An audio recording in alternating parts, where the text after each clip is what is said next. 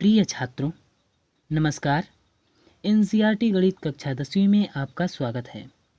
आज हम प्रश्नावली 9.1 के प्रश्न क्रमांक 12वें को हल करेंगे। तो चलिए हम प्रश्न को अच्छी तरह से पढ़ लेते हैं। इसमें दिया गया है 7 मीटर ऊंचे भवन के शिखर से एक केबल टावर के शिखर का उन्नयन कोण 60 अंश है और इसके पाद का अवनमन कोण 45 अंश है। तो टावर की ऊंचाई ज्ञात कीजिए। तो इस प्रश्न में सबसे पहले ही दिया है 7 मीटर ऊंचे भवन के शिखर से। तो हम क्या करेंगे, एक डायग्राम बनाएंगे जिसमें यहाँ पर आप देख सकते हैं BC एक भूमि हो गई और इस भूमि के बिंदु B वाले सिरे पर एक 7 मीटर ऊंची भवन बनाई गई है। अब इसमें कह रहा है कि 7 मीटर ऊंचे भवन के शिखर से, तो इस भवन में बिंदु A क्या है, इस भवन का शिखर है, ऊपर वाला सिरा इसका शिखर हो गया। अब आगे कह रहा है भवन के शिखर से केवल टावर के शिखर का उन्नयन कोण दिया है, यानी टावर क्या होगा, भवन से बड़ा होगा, तभी तो इसके शिखर से उसके शिखर का उन्नयन कोण 60 अंश दिया गया है। तो यहाँ पर हम क्या करेंगे, एक टावर बनाते हैं। तो यहाँ पर CD एक टावर हो गई, दूसरे सिरे पर, इस भूमि के दूसरे सिरे पर टावर हो गया।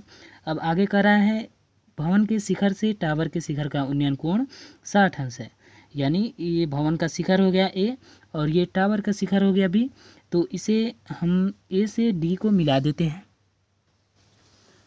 अब इतना हो जाने के बाद अब मान लीजिए यहाँ पर कोई व्यक्ति बैठा हुआ है।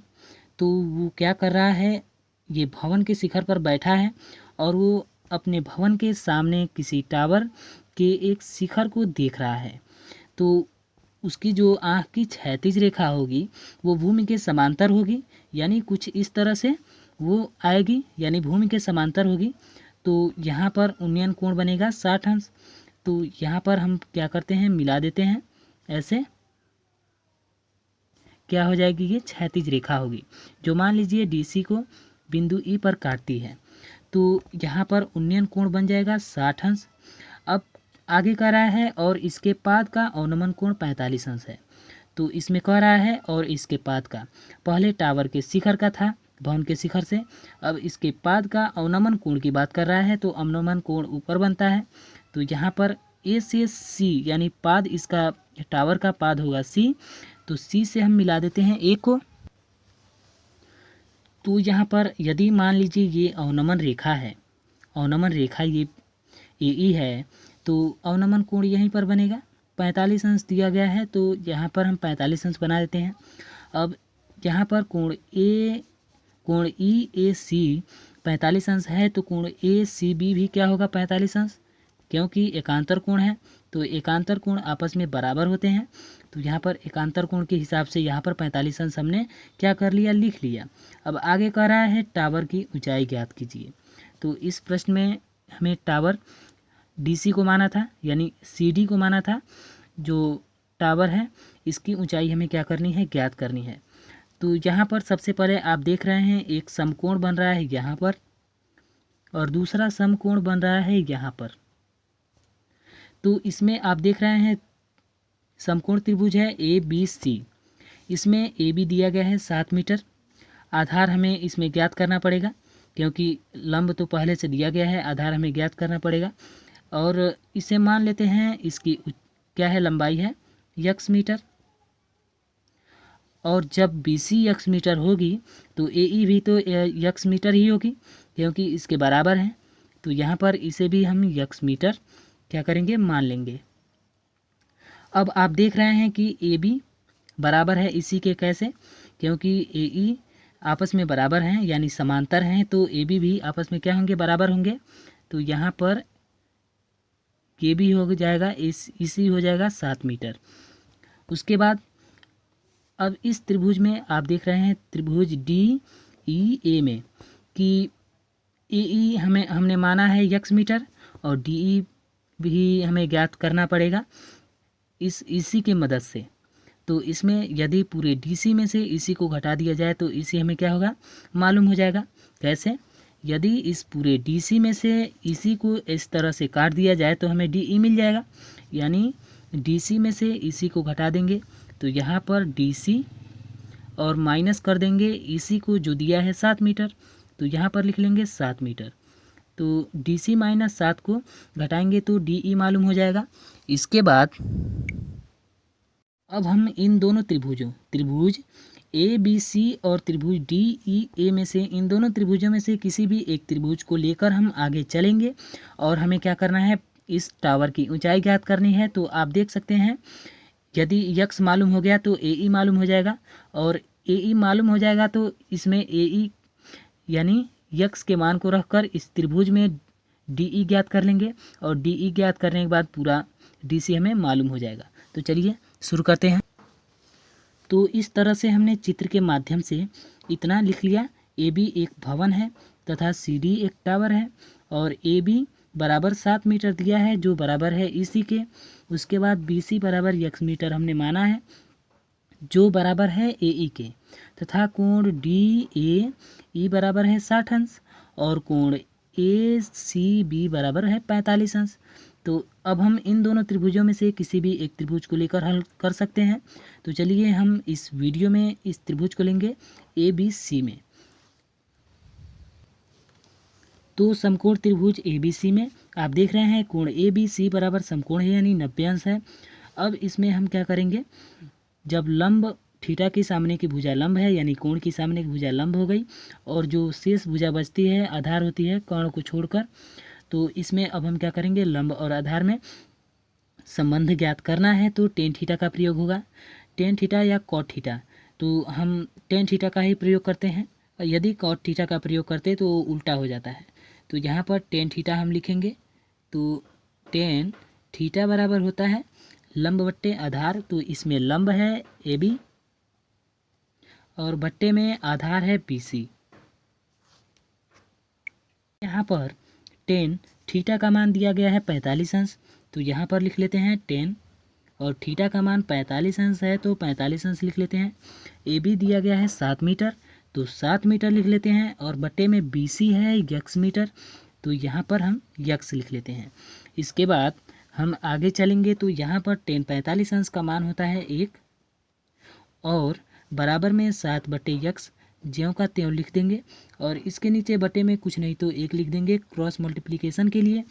तो यहाँ पर x में 1 से गुणा करेंगे तो हो जाएगा x, और बराबर में 7 में 1 से गुणा करेंगे तो बराबर में 7 हो जाएगा। तो इस तरह से x का मान जो है हमें 7 मालूम हो गया, यानी आधार इस त्रिभुज में हमें आधार मालूम हो गई। तो यहाँ पर इसे हम समीकरण 1 मान सकते हैं आगे इसका प्रयोग करने के लिए। अब इसमें हम इतना करने के बाद इस बड़े वाले त्रिभुज DEA में लेंगे, यानी DEA का प्रयोग करते हुए यानी समकोण त्रिभुज DEA को हम हल करेंगे। तो यहाँ पर लिखते हैं समकोण त्रिभुज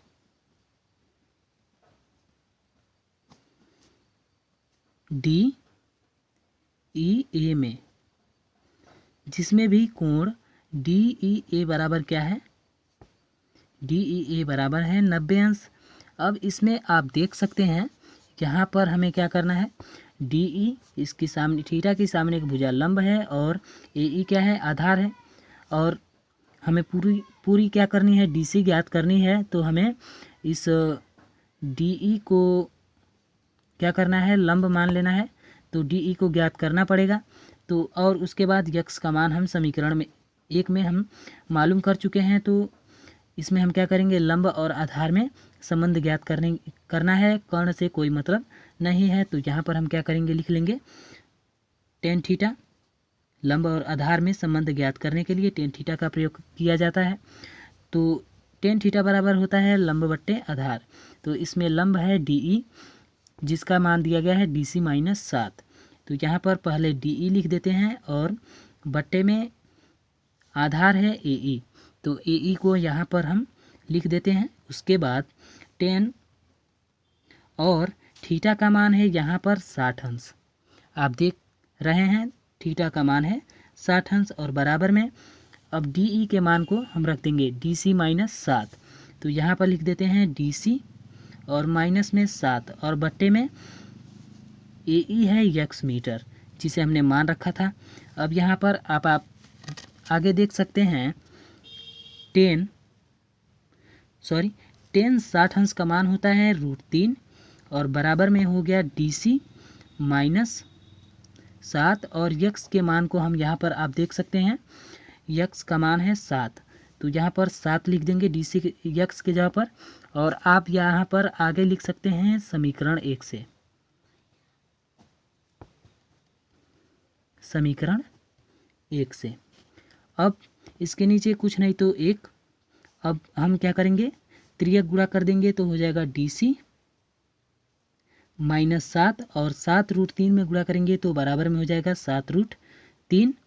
इसके बाद अब DC का मान ज्ञात करना है तो -7 को इस पक्ष में भेजना पड़ेगा, तो यहाँ पर हो जाएगा 7 √3 और +7 को इस पक्ष में भेजेंगे तो -7 को इस पक्ष में भेजेंगे तो हो जाएगा +7।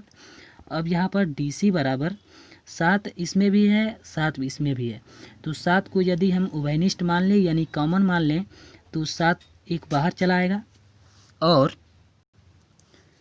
कॉमन लेते ही तुरंत कोष्टक लगाते हैं और 7 से 7 कट गया, बचा √3 और यहाँ पर प्लस हो गया, 7 से 7 एक बार में भाग जाएगा तो यहाँ पर 1 हो जाएगा। तो इस तरह से DC का मान यानी भवन की ऊंचाई हमें मालूम हो गई, तो यहाँ पर लिख लेते हैं।